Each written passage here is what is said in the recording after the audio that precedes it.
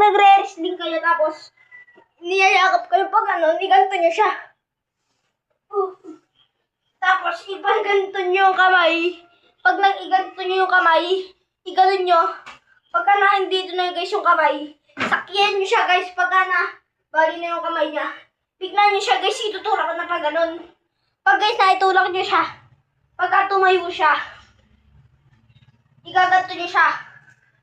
Yan, tapos pagka sinuntok kayo sa bayag, iganto nyo. Tapos iganon nyo, ipaganon nyo.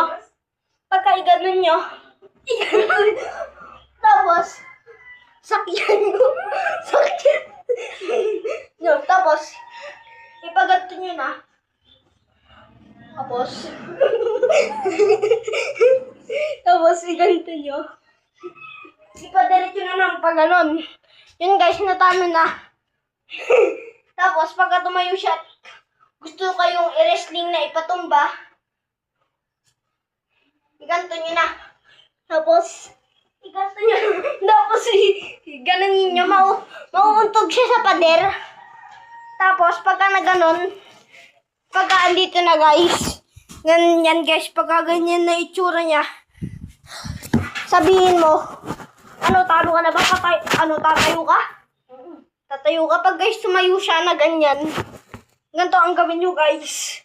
Una, pagka i-wrestling kayo na pag ganun guys, ganito ang gawin nyo.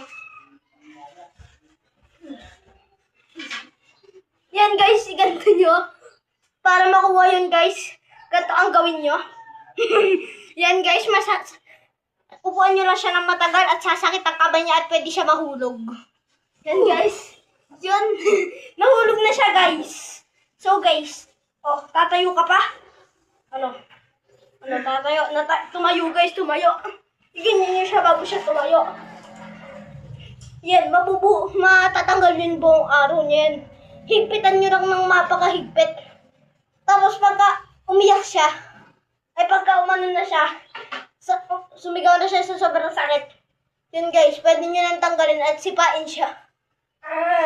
Yan, tapos sipain nyo guys dito. Tapos, okay na yan guys. Check na yan guys, okay.